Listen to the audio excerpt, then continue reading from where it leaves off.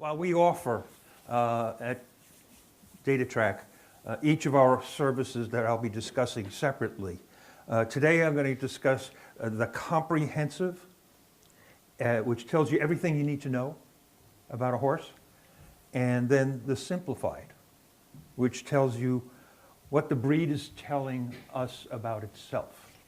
Now, this is a report that we do for every single horse that we analyze biomechanically, whether or not it says 2-year-old on the top, it could say yearling, it's the exact same format, except in this particular case, if Jay will scroll down, okay. In this particular case, David, if you could scroll down to the bottom, right, okay. You'll have a breeze fig, you'll have a stride length and an average stride length on the 2-year-old report, which comes from what Jay does. We also have the cardio score percentages on the bottom, and that happens on the yearling report as well. It'll show you for the age of the horse, how many, what percentage of the horses that are graded A, B, C, or D on cardio score win beyond a mile or earn black type. And we have about 8,000 of those horses in it. And our cardio scores are different than Jeff's. We give you an ejection fraction score. And that, if you scroll to the top,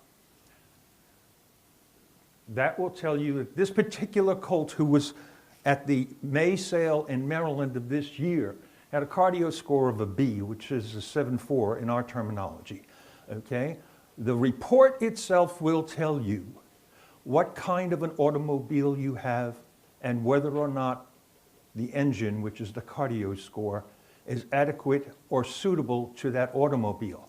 And when I say that, most of the men say, and most of the ladies say, I get that, all right? It means whether or not you have a Land Rover with a Volkswagen heart, all right, or you have a Lamborghini with a Ford Explorer heart. Neither one of those automobiles are going to be efficient. This is an automobile of a 2-year-old colt who we recommended on our best in sale list because it passed the breeze figs, the stride length, and the cardio.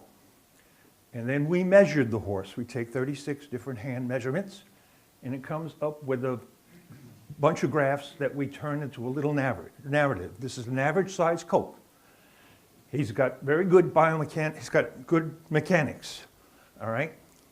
The mechanics are determined by our algorithm program, and what you've got here is a whole bunch of code which you stir and you don't shake, and you get this.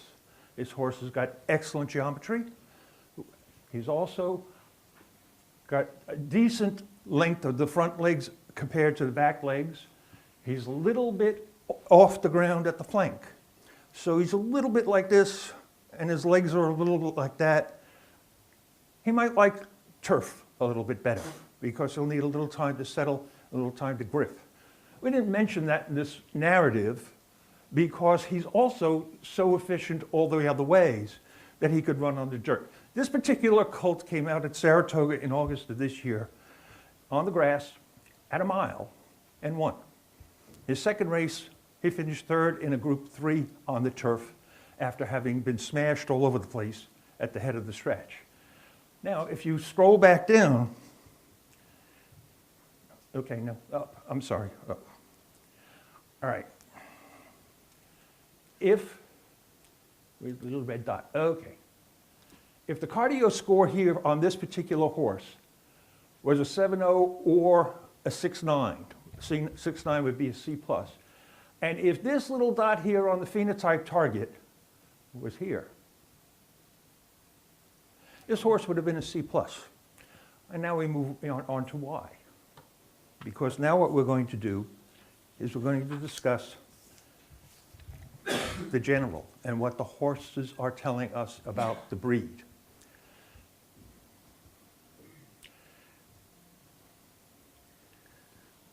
I could get into what a phenotype is from all the technical points of view, but you should already be familiar with it from a technical point of view, from a medical point of view, from an environmental point of view.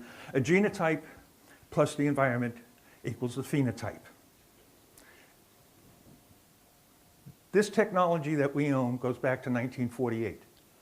And one of the things that has been proven time and time and time again is that when a phenotype is determined after we measure a horse, history shows that it projects where the breed is likely to be at any particular era. This phenotype is a target. And if you see all targets, what's the goal? Hit the target in the middle, right? Okay, that is the balance of weight, stride, and power. The closer you get to the center, the more efficient a racehorse it's likely to be, and the more efficient a producer it is likely to be. This is the basic phenotype target. Generally, when I do a presentation like this, I've had the opportunity to meet several of you, and I would bring 5 of you up, and I would show you what it really means. I, for example, carry a little bit of weight, so I'd be up there, okay? But if we had Mr. Beckham here, Mr. Beckham would be there. And if we had Roger Bannister here, who broke the mile record under 4 minutes, he'd be here. Mr. Bannister was tall, very narrow, but he had to have a heck of a cardio system to get him to where he got in the time he got. Next. Oh, wait. Now, the one thing that is going to blow your mind here is that although I'm talking about biomechanics, if you haven't read Franco Virola's The Typology of the Racehorse and the Functional Development of the Thoroughbred, please do. It's published by Allen and Company here. It's 2 most important pedigree analysis books you will ever read. And the reason is, he's talking about how horses function. He never uses the word biomechanics. He never uses the word phenotype. He's an Italian writing in English, which means that every sentence is a paragraph long, so it'll take you about 3 weeks to read each chapter. But the one thing that is interesting is in the second book, The Functional Development of the Thoroughbred, chapter 11 tells us that the thoroughbred is the product of the environment in which it is developed. So that the thoroughbred in the United States is different in its expression of its aptitudes than the thoroughbreds in Chile, Argentina, Germany, God forbid, England, Australia. And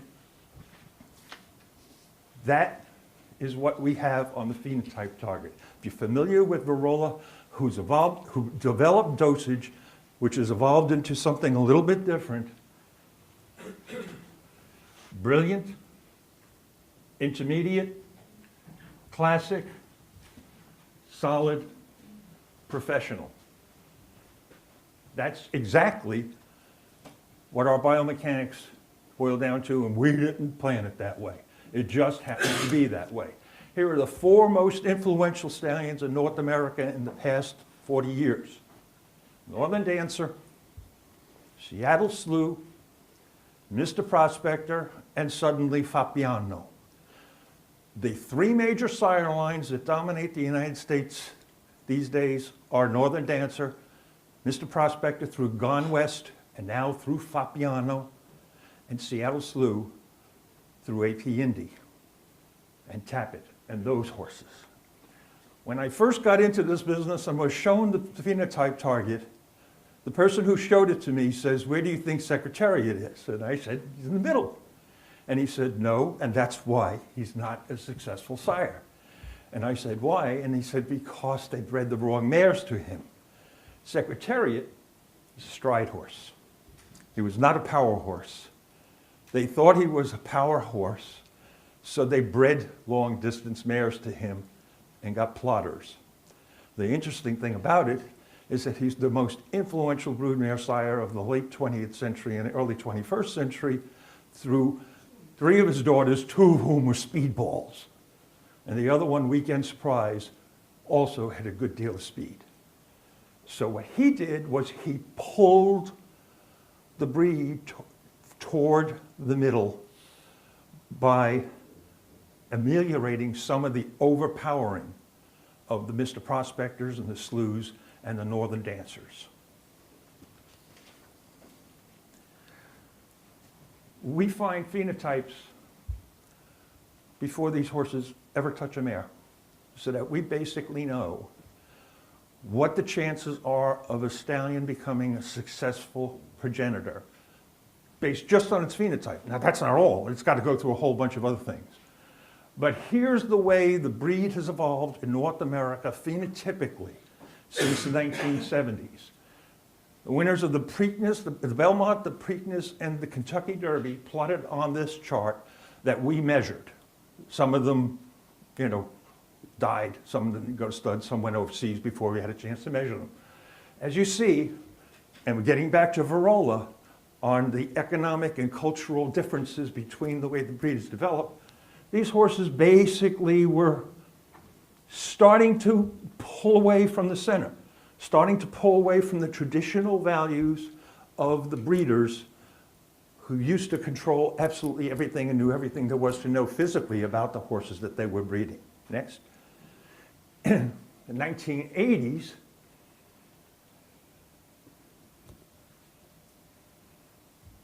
wow, things went out of hand. Things were out of control. There are a number of reasons. Number one, a lot of the mares in the United States were being exported through the first recessions, okay? And the horses were getting taller and they were getting lighter. And that was because trainers wanted that. The taller my horse, the bigger my horse, the longer it's likely to be his stride length, and that's good. No, it's not good. It takes longer to come down to the ground and break your leg, okay? But that's the way the breed developed. It's a market-driven breed. This is what we want, okay? Next. In the 1990s, which was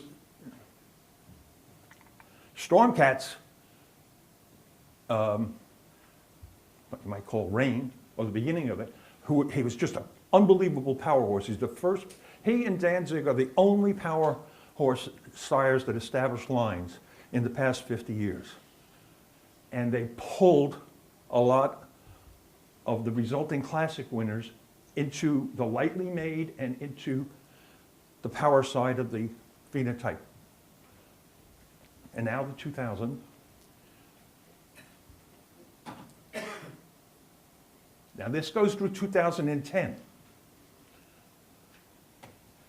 What you're seeing here is the stabilization, and I can tell you we haven't done the 21st, the next 10 years because we're only at 17. But starting now, things are moving the other way. Things are moving the other way. AP Indy is moving stronger. Fabiano has come back through Candy Ride, hello, Empire Maker, as well as Unbridled Song. They're moving the breed a little bit more as far as racehorses are concerned. Now, how did this affect the stallion population?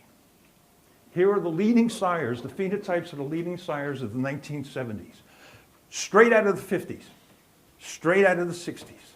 These horses were bred in Kentucky by people who knew the sire and the dam would be compatible physically as well as through pedigree. And it was, Eisenhower. This is the Eisenhower era reproduced 20 years later because that's the way things work.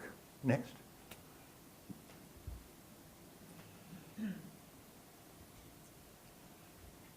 Things started to go a little bit crazy in the 1980s, which was a remnant of the 70s, which, as you know, was when John Travolta took over the world with the Bee Gees and the Beatles.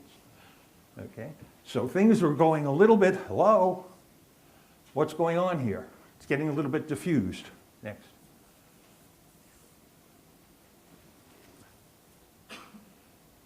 In the 1990s, you wouldn't recognize it. These are the leading sires of the 1990s. Look at how many of them have very light body weight. And in order for them to be on this chart, they had to pass something along with their body weight in order to be successful. And it was probably, although we don't have all the results, it's probably a good cardio system. But none of these sires carried on. They're first generational sires. They tend to pass on, male and female tend to pass on body weight. And the hardest type of consistency, I mean the most difficult consistencies are in the light and the heavy body weight. Notice we haven't caught a heavy horse yet. In the United States, there are only 2 stallions in the past 60 years who actually did well, who were type what we call Ws, Blade and his son Jungle Blade, and they were just sprinting sires and never carried on. Stallions down here, they're gone. They didn't carry on even as broodmare sires.